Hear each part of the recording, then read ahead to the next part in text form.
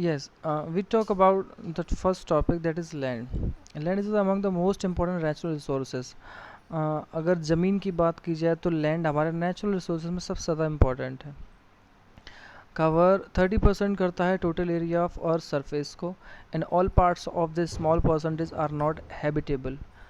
पूरी दुनिया में जितना भी मतलब सरफेस की बात की जाए तो उसमें जो लैंड का हिस्सा है वो 30% है, बाकी बाकी सब में वाटर है। और इस स्मॉल परसेंटेज के बाद में भी सारी जगह रहने लायक नहीं है। सबसे बड़ी बात आप देखें, the uneven distribution of population in different part of the world is mainly due to varied characteristics of land and climate। अभी जो uneven distribution है, uneven मतलब कहीं बहुत ज़्यादा पॉपुलेशन है, कहीं बहुत कम पॉपुलेशन, कहीं है ही नहीं। तो ये इस तरह की जो चीज़ें हैं वो दुनिया में कई सारी जगह हैं। और वो रीज़न क्या है? ड्यू टू वेरिड करेक्टरिस्टिक्स, कई सारी विशेषताएं हैं, जिसमें से कि ज़मीन और क्लाइमेट, वहाँ की जलवायु। ठंडे प्रदेशों में लोग हैं तो कम ही रहेंगे, लैंड भी ऊंची नीची होती है, पहाड़ होते हैं, लैंडस्लाइड होता है, वेजिटेशन फेवरेबल नहीं है, तो वहाँ का जो सिस्टम है वो मोस्ट ऑफ पीपल के फेवरेबल नहीं है। सड़क आसानी से नहीं बना सकते, पानी भरने की सुविधाएं आसानी से नहीं होती हैं।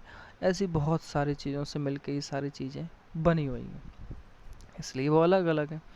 द रग टॉपोग्राफी, ऊबड़ खाबड़ ज़मीन, स्टीप स्लोप्स, झुके हुए ढलान, माउंटेन्स के लो लेंगे एरिया जो हैं, और जहाँ पानी की जो एबिलिटी है वो बहुत कम होती है। देखिए, ये साल्जबर्ग एक जगह है ऑस्ट्रिया में, कितनी प्यारी और खूबसूरत जगह है, आप खुद सोच सकते हैं। और देख सकते हैं आप जो लैंड है उसका डिस्ट्रीब्यूशन किस तरह से, जैसे नदी गई है, नदी के इस पास आसपास यहाँ पॉपुलेशन नहीं है, यहाँ बहुत घना है, इस तरफ बहुत घना है, फिर उधर बिल्कुल भी नहीं है, इधर भी नहीं है, इधर भी नहीं है। प्लांट अलग हैं, खेत अलग हैं, नदी अलग है, इस तरह का अलग अलग जो लैंड यूज़ हुआ है वहाँ पे। तो वही बात कही है उसमें। तो लॉगिंग डेजर्ट एरियाज़ भी होते हैं, थिक फॉरेस्ट एरियाज़ भी होते हैं जो नॉर्मली पॉपुलेशन के लिए रहने लायक भी नहीं होते हैं। प्लेन्स, जो इस तरह के प्लेन्स होते हैं वो भी होती हैं, है ना, रिवर्स वाला सिस्टम भी होता है। और जो रिवर की वैली होती हैं, मतलब नदी की घाटियाँ जहाँ नदी गुजरती हैं उसके आसपास के रहने वाले इलाके, वो सूटेबल लैंड होते हैं एग्रीकल्चर के लिए। Hence these are the densely populated area of the world. इसीलिए ये सारे पॉपुलेशन जो एरिया है ये बहुत डेंस है, मतलब बहुत ज़्यादा घने बस्ती वाले इलाके हैं। आप इंडिया को ही देख लो, उत्तर प्रदेश को देख लो, बिहार को, वेस्ट बंगाल को, दिल्ली को, पंजाब को, हरियाणा को, ये सारे जो प्लेन्स एरिया वाले स्टेट्स हैं यहाँ पे आपको ज़्यादा से ज़्यादा मैक्सिमम आपको पॉपुलेशन मिलेगी। आप मुंबई को देख लो, चेन्नई को देख लो, जहाँ पे मौसम हमेशा सदाबहार रहता है, वहाँ पे किस तरह की चीज़ें आप वो भी देख सकते हैं। यस, अब आप लैंड यूज़ को देखें कि लैंड यूज़ होती किस किस तरह से।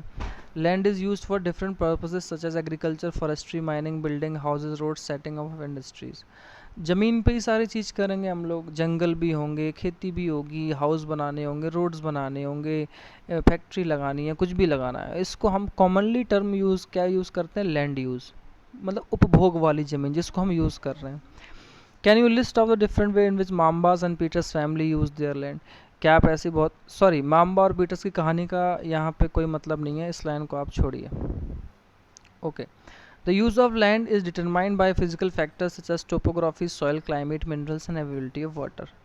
अच्छा, आप कैसे डिटरमाइन करेंगे किसी लैंड को? ये यहाँ से क्वेश्चन होता है कई बार। what are how you determined by the physical factors that the land is used, या the use of land is determined by which physical factors? तो वो physical factors कौन कौन से हैं यहाँ से? the topography, soil, climate, minerals, availability of water, human factor भी, population, technology also important determinant of land use pattern। Land use pattern को पता करने के सबसे अच्छे तरीकों में से एक ये भी है कि वहाँ की पॉपुलेशन कैसी है, आपने टेक्नोलॉजी किस तरह की चीज़ें यूज़ की हैं, ये इस तरह की बातें भी आपकी फिजिकल फैक्टर्स में आती हैं। याद रखें आप, physical factors of land use pattern, हम उसको इस तरीके से समझ सकते हैं। ओके, फिर आप आगे देखें इस चीज़ में,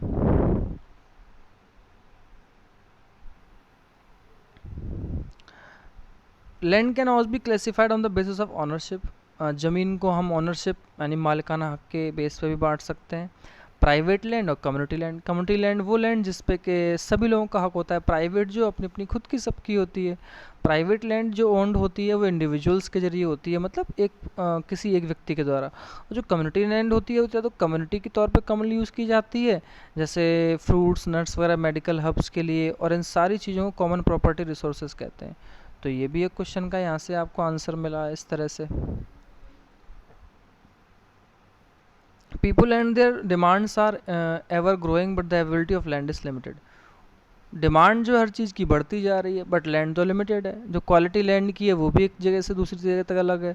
पीपल्स ने हमेशा स्टार्ट किया है कॉमन लैंड्स को बिल्डअप करने में, इन कॉमर्शियल एरियाज़ में, हाउसिंग कॉम्प्लेक्स में, शहर में बदलने में, एग्रीकल्चर लैंड को भी बदला है रूरल एरियाज़ में।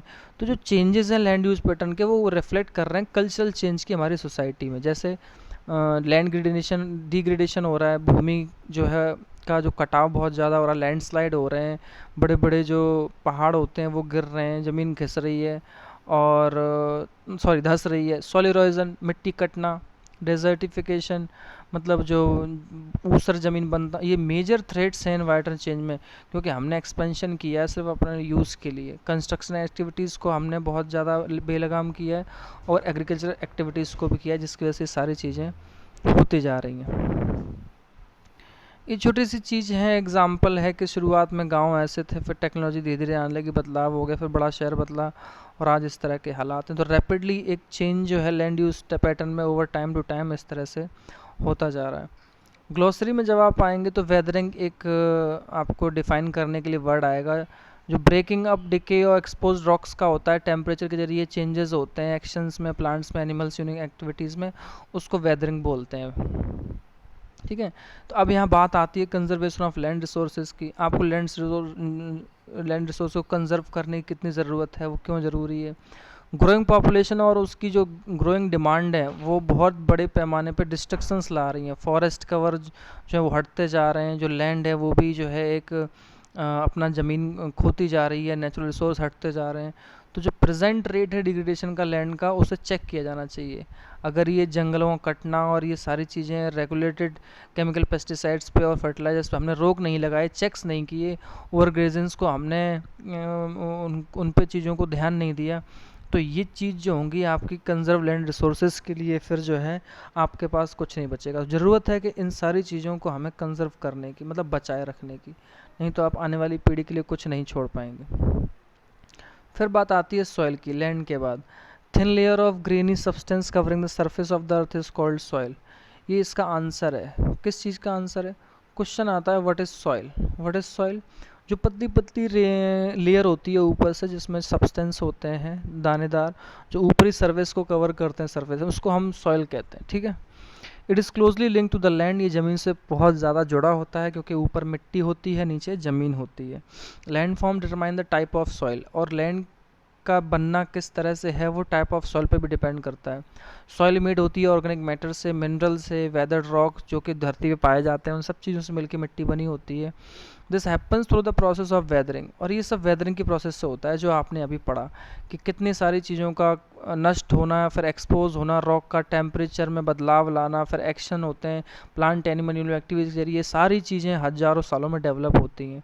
The right mix of minerals and organic make the soil fertile. अगर आपने देखा होगा डीएपी, यूरिया खाद वगैरह यूज़ होता है मिट्टी के लिए ताकि सॉइल फर्टाइल रहे और अच्छी पैदावार हो। तो कहते हैं कि अगर राइट मिक्स ऑफ मिनरल्स और ऑर्गेनिक मैटर्स का रहेगा ना, तो सॉइल हमेशा जो है फर्टाइल रहेगी।